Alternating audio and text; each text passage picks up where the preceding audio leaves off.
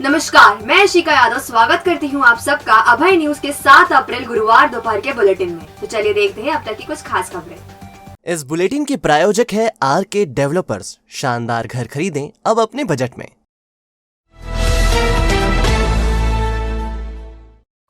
शिप्रा में गुरुवार सुबह एक और युवक की डूबने से मौत हो गई। युवक बिहार का रहने वाला था और भोपाल में रहकर पढ़ाई कर रहा था। वह दोस्तों के साथ भगवान महाकाल के दर्शन करने आया था।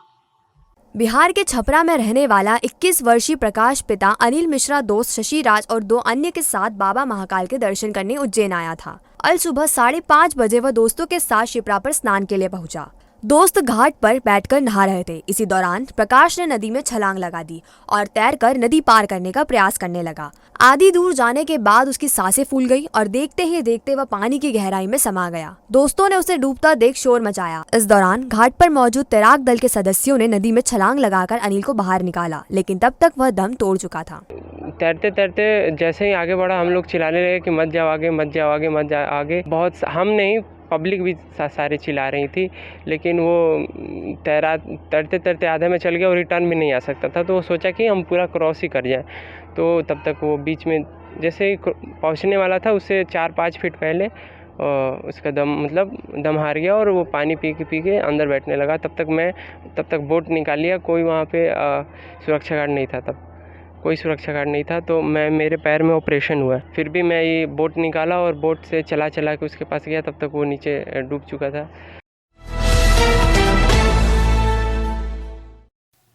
मंगलनाथ मंदिर के पास शिप्रा नदी पर बने ब्रिज पर बीती रात 10 बजे दर्दनाक हादसा हो गया। बस में सवार युवक ने खिड़की से गर्दन बाहर निकालकर नदी में पूजन सामग्री विसर्जित करने का प्रयास किया, जो उसकी मौत का कारण बन गया।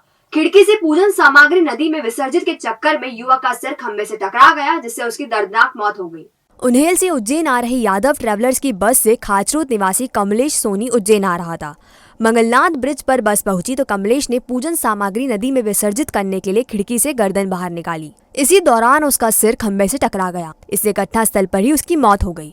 चिमनगंज मंडी टीआई जितेंद्र भास्कर ने बताया, हादसे की सूचना मिलने के बाद पुलिस मौके पर पहुंची। इस दौरान बस चालक भागने का प्रयास कर रहा था, लेकिन उसे पकड़कर थाने भेजा गया। बस को भी जब्त कर लिया है।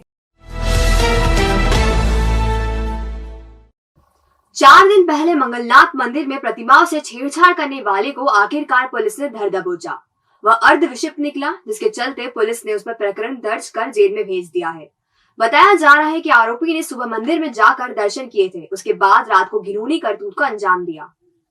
दरअसल रविवार सोमवार के दरमियानी रात मंगलनाथ मंदिर परिसर स्थित पंच परमेश्वर मंदिर में शिवलिंग पर गंदगी लगाने और मां भुवनेश्वरी की प्रतिमा के साथ छेड़छाड़ की गई थी। देर रात हुई इस घटना का पता मंदिर में ड्यूटी पर तैनात 2 होमगार्ड जवानों को भी नहीं चल सका था, जिसके बाद दोनों को हटा दिया गया। इस घिनौनी करतूत को अंजाम देने वाला वृद्ध सीसीटीवी कैमरे में कैद हो गया था, जिसके बाद उसकी तलाश की गई। बुधवार को आरोपी अशोकनगर निवासी हरिओम गुज्जर को पकड़ लिया गया। वह मानसिक रूप से कमजोर है। चिमनगंज मंडी थाने में पूछताछ के दौरान उसने बताया, आत्मा की आवाज सुनकर वह मंदिर गया और उसने प्रतिमाओं के साथ छेड़छाड़ की। छेड़छाड़ के बाद वह घर लौट आया। इसका क्या हश्न होगा, इस बारे में उसे कभी ख्याल ही नहीं आया। घटना के बाद मंदिर और थाना क्षेत्र में क्या बवाल हुआ, पुलिस उसे ढूंढ रही है, इस बात की भी उसे कोई जानकारी नहीं है। चिमनगंज थाना प्रभारी जितेंद्र भास्कर ने बताया, हरिओम मूलतः मुंगावली का रहने वाला है। वह यूं तो सामान्य रूप से बातचीत करता है, लेकिन एकाएक उसका व्यवहार बदल जाता है। वह 5 साल पहले घरवालों को बगैर बताए उज्जैन आ गया था। यहाँ पर छोटा मोटा काम करके तो कभी मांग कर गुजारा करता है। हरिओम की हरकतों की वजह से उसके घरवाले भी परेशान थे, इसलिए उन्होंने उसे तलाशने का प्रयास नहीं किया। मामले में हरिओम को कोर्ट में पेश किया, जहाँ से उसे जेल भेज दिया गया है। मध्य प्रदेश के गृह मंत्री डॉक्टर नरोत्तम मिश्रा गुरुवार सुबह श्री महाकालेश्वर मंदिर पहुंचे। उन्होंने गर्भगृह में बाबा का पूजन अर्चन किया। इसके बाद वे महानिवारणी अखाड़े के संतों से मिलने पहुंचे। इस दौरान उन्होंने कहा, भाजपा को टक्कर कोई नहीं दे सकता। 5 राज्यों में आप सभी ने स्थिति देखी है। कांग्रेस का सूर्य अस्त होने की अग्रसर है। शिवराज सिंह ही अगले मुख्यमंत्री होंगे। दरअसल सुबह 7 बजे गृह मंत्री डॉक्टर मिश्रा श्री महाकालेश्वर मंदिर पहुंचे। वे तकरीबन 1 घंटा मंदिर में रहे। इस दौरान वे भोग आरती में भी शामिल हुए। इसके बाद वे मंदिर के महंत विनीत गिरी महाराज से आशीर्वाद लेने पहुंचे। मीडिया से रूबरू होते हुए उन्होंने कहा, प्रदेश में किसी भी आतंकी का सिर उठने नहीं दिया जाएगा, किसी को भी बख्शा नहीं जाएगा। आप देखिए कितना भव्य और दिव्य बन रहा है, आत्मा आनंद विभोर हो जाती है। मैं तो आज देख के ही हर्षित हुआ, पुलकित हुआ और सच में बहुत अच्छा कॉरिडोर बन रहा है। जागृत हो या स्लीपर हो, मध्य प्रदेश में किसी भी आतंकवादी की खैर नहीं है, कोई नहीं बख्शा जाएगा। सर, महाकाल मंदिर में आए दिन लगातार श्रद्धालुओं के साथ मारपीट होती है, उसको लेकर क्या प्लान किया? सर, बीएसएफ जवान के साथ भी मारपीट की गई है सुरक्षा कर्मी। विषय संज्ञान में आया था और अभी महामंत्री जी ने बताया भी है।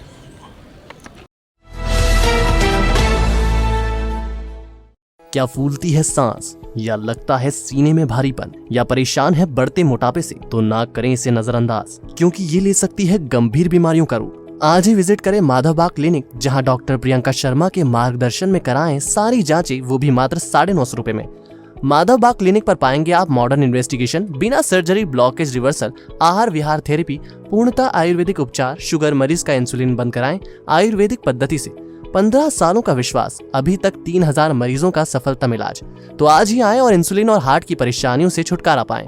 हमारा पता, Madhavbaug clinic, Ujjain trade centre, 37 घटकर पर मार्ग, बीजेपी कार्यालय के पीछे, Guru Nanak market, Ujjain. Mobile number 8602193935, 8269777477।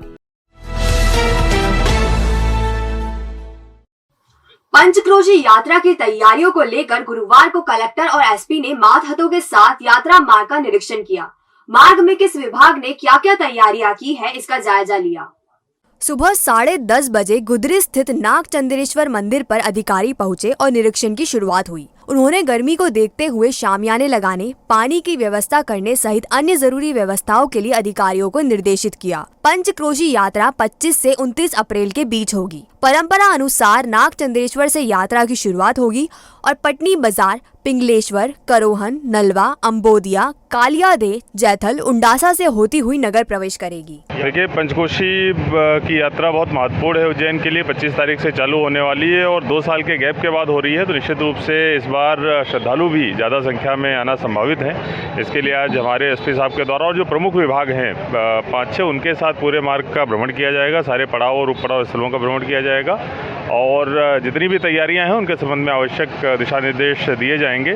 किसी भी तरीके से श्रद्धालुओं को बिना किसी परेशानी के बहुत ही सुगम ढंग से यात्रा जो है वो संपन्न कराई जाएगी। वाल्मीकि समाज अधिकारी कर्मचारी संघ के राष्ट्रीय अध्यक्ष गुरुवार सुबह शहर पहुंचे। यहाँ उन्होंने समाज जन की बैठक ली, जिसमें विभिन्न मुद्दों पर मंथन किया गया।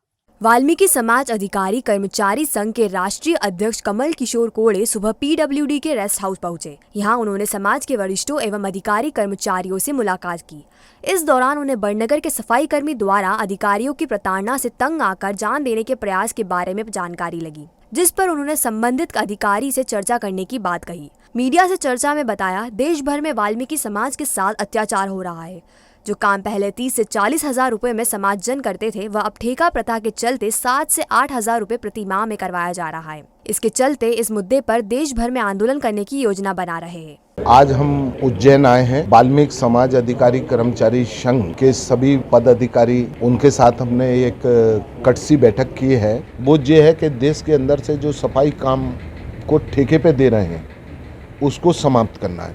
उससे हमारे लोगों में बेरोजगारी बढ़ रही है और ये मेहनती कर्मचारी हैं, इनका शोषण हो रहा है। जिस कर्मचारी को 40,000 रुपये वेतन मिलता था, ठेकेदार उसको केवल 5 या 7 हज़ार में काम करा रहा है। श्रम कानूनों का उल्लंघन है। उसका पीएफ भी काटता है, वो भी वापस नहीं आ रहा।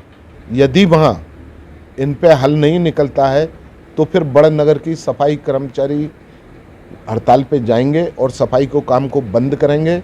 और वहीं का नहीं, उसके बाद उज्जैन का, आसपास का इलाका और मौका लगा तो संपूर्ण मध्य प्रदेश की सफाई को भी ठप करेंगे।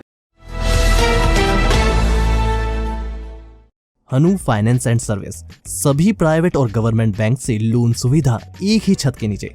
सभी प्रकार के लोन जैसे home loan, mortgage loan, business loan, personal loan, ग्रामीण क्षेत्र में ग्राम पंचायत के पट्टे पर लोन, तहसील के पट्टे पर लोन, व्हीकल लोन, कम से कम ब्याज दर पर loan. Hanu finance and service के साथ अब घर खरीदना हुआ आसान, घर लेने से बनने तक आपके साथ। और साथ ही अदर सर्विस जैसे इनकम टैक्स रिटर्न, दुकान का गुमास्ता, सभी प्रकार के इंश्योरेंस जैसे health insurance, life insurance, vehicle insurance, mediclaim और भी बहुत सी सुविधाएं। तो हनु फाइनेंस एंड सर्विस को बनाएं अपना फाइनेंशियल एडवाइजर। हमारा पता 121-14B JK हॉस्पिटल के सामने, Sindhi colony, Indore road, Ujjain. Mobile 7247766001। Director Sagar Chawda 9522251432।